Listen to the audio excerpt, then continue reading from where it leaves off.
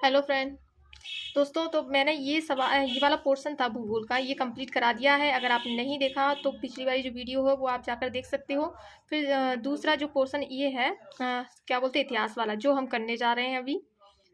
तो आप देखना इसमें क्या क्या करना है। तो देखिए, सबसे पहले जो इम्पोर्टेंट है एक ये, इसमें क्या है कि 3 नंबर का जो सवाल आ रहा है ये, और एक इम्पोर्टेंट ये वाला है दूसरा वाला, भारत में राष्ट्रवाद, इसमें 4 नंबर का आ रहा है। तो चलिए स्टार्ट करते हैं। इसमें देखते हैं कितना कवर हो जाता है, क्योंकि इतिहास है तो इतिहास में तो ज़्यादा ही रहता है, तो जितना भी कवर होगा देखते हैं। देखिए, पहला वाला ये है, तो इसमें क्या है, ऑब्जेक्टिव आएंगे बस। तो आपको बस ये देख लेना है, ऑब्जेक्टिव 2 नंबर के हैं, तो इसमें मैं ज़्यादा आपको फोर्स नहीं कर रही हूँ, आप देख लीजिए बस, इसे एक बार पढ़ लेना। ये क्वेश्चन बैंक है 2022 की, ठीक है। फिर यहाँ देखिए, ये दूसरा चैप्टर जो बहुत ही इंपॉर्टेंट है, क्योंकि इसमें 6 नंबर का आएगा, जिसमें से एक 4 नंबर का क्वेश्चन आ रहा है और 2 1 1 नंबर के ऑब्जेक्टिव्स हैं। तो इस पर अच्छा ध्यान देना है। तो यहाँ देखिए, यहाँ यहाँ से जो ऑब्जेक्टिव है ये सारे, इसे आप बाद में लगा लीजिएगा। पहले क्या करिएगा, ये क्वेश्चन है मैं आपको वो बता रही हूँ, वो याद कर लीजिए पहले। तो जैसे कि ये क्वेश्चन ये है, उपनिवेशों में राष्ट्रवाद के उदय की प्रक्रिया उपनिवेशवाद विरोधी आंदोलन से जुड़ी हुई क्यों थी।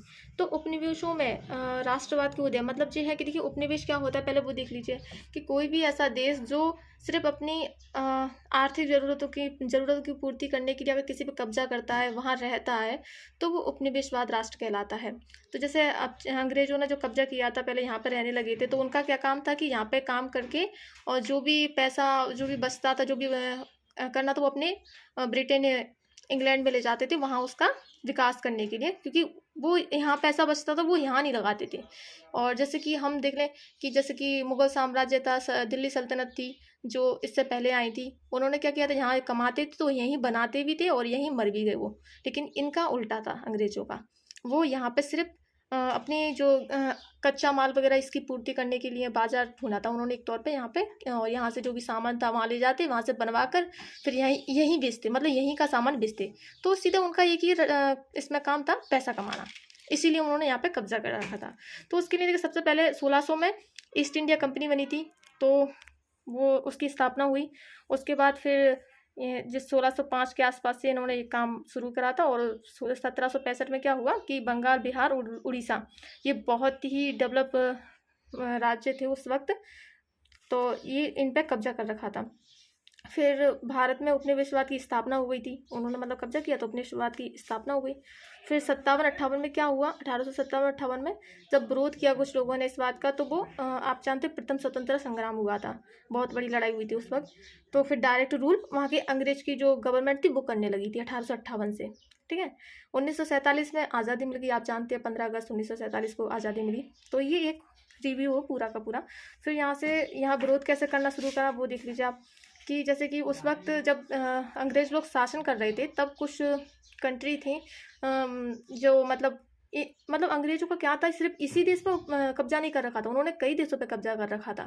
तो जैसे अमेरिका भी थे, और भी कंट्री थी, जैसे कि चीन है, यहाँ पे का चीन, बर्मा, वियतनाम, इनमें सब में उपनिवेशवादों का विरोध चल रहा था, मतलब जो लोग कब्जा कर रखे थे उनका विरोध किया जा रहा था, लड़ाइयाँ चल रही थी। तो इनसे ही हम लोगों ने भी देखा, हमारे यहाँ पे भी कुछ लोगों ने पढ़ाई वढ़ाई जो चल रही थी उससे कुछ सीखे, उनमें भी एक भावना जागृत हुई राष्ट्र के प्रति।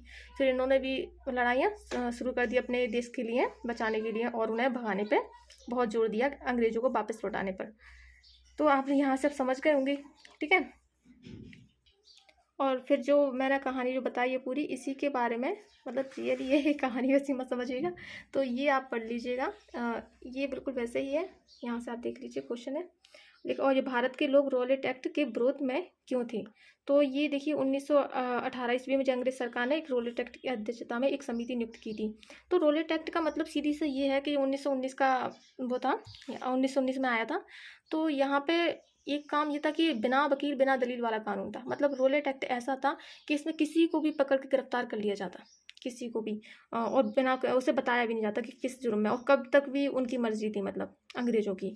तो इसका विरोध में ऑब्वियसली है भारतीय तो आएंगे ही, क्योंकि ये गलत है, क्योंकि कुछ लोग ऐसे थे जो अपनी बात रखने के लिए थोड़ा आगे आते थे, तो उन्हें मतलब वो परेशान हो गए थे एक तौर पर कि इन्हें कैसे हैंडल किया जाए भारतीय लोगों को। तो उन्होंने एक ही तरीका बनाया रॉलेट एक्ट की मदद से, कि जो भी आंदोलन करता, कुछ भी अपने मन की कोई बात कह पाता, तो बस उन्हें उठाया और बंद कर देते। तो इसका विरोध बहुत बड़े पैमाने पे किया गया था।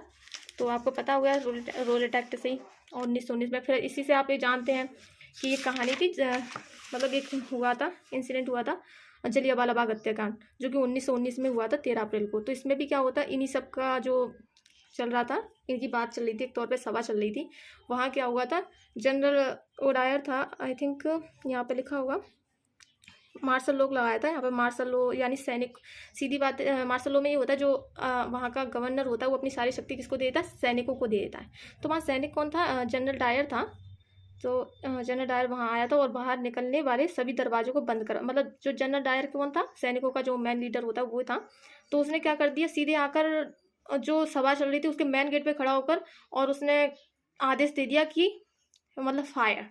तो वहाँ पे खूब गोलियां चलाई गई। तो मतलब कई कई लोग मरे थे, बहुत ज़्यादा, शायद 1000 से ज़्यादा ही मरे थे, बट ऐसी खबर है कि 1000 के आसपास। तो बहुत ज़्यादा लोग मरे थे, कुछ लोग कुआं में कूद गए थे। बहुत ही भयानक घटना थी वो। तो ये जलियांवाला बाग हत्याकांड उसी से रिलेटेड थी। ऐसी कमीशन आया था, कमीशन भी 1928 में आया था ये। तो भारत पहुंचा, मतलब भारत में 1928 को आया था। और फिर इसके साथ में ही मतलब बहुत सारी चीज़ें हुई, जैसे कि क्या करना है आपको, कैसे डोमिनेट स्टेट चाहिए, मतलब सरकार, मतलब हमें क्या चाहिए थी, आज़ादी चाहिए थी, सीधी बात, हमें आज़ादी चाहिए थी उनसे, मतलब अंग्रेज़ों से। उनसे कहा था कि आप वापस जाओ। तो उनके लिए एक बता बनाने के लिए गठन था एक तौर पर ये, ठीक है।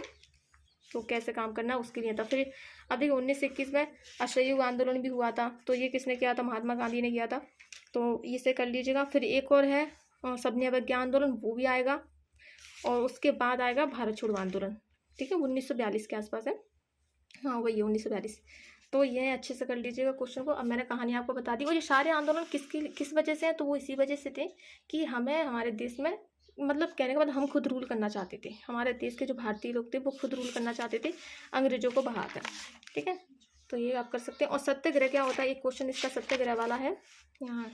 तो वो क्या था, सत्याग्रह का मतलब ये है, उनके विचार हैं, एक तो महात्मा गांधी के लिए, क्योंकि सत्य के प्रति आग्रह है इसका मतलब सत्याग्रह, कि जो सत्य है उसके लिए लड़ाई लड़ी जाए, लेकिन उसमें हिंसा ना हो, अहिंसावाद। मतलब जैसे कि हम उनसे मांगेंगे, कुछ भी कर सकते हैं, दलील मतलब वो एक तौर पे बस लड़ाई वड़ाई नहीं करनी है, आंदोलन करो, जो करना है, मौन व्रत कर लो, क्या बोलते हैं वो, तो नहीं कहते आप उसमें व्रत रख लो।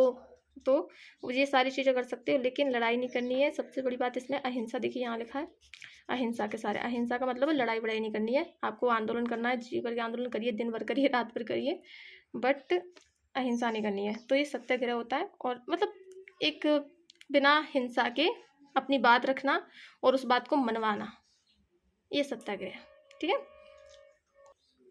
अब ये देख लीजिए तीसरे वाले चैप्टर में ये क्वेश्चन आप एक बार देख लीजिए अच्छे से, जो मैंने टिक लगा दी हैं आप इसे पढ़ लेना।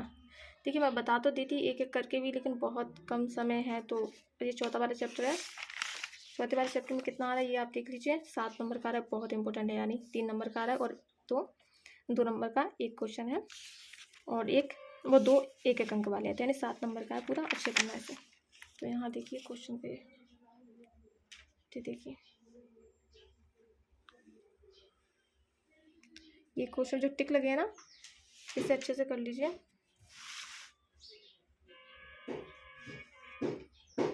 जॉबर के बारे में जान लीजिएगा, और जॉबर कोई ऐसा मत समझिए कोई वो है, इंसान है वो भी, और उनके बारे में है, जर्मनी के हैं आई थिंक, जर्मनी का कुछ संगठन था, क्या था वो वहाँ का।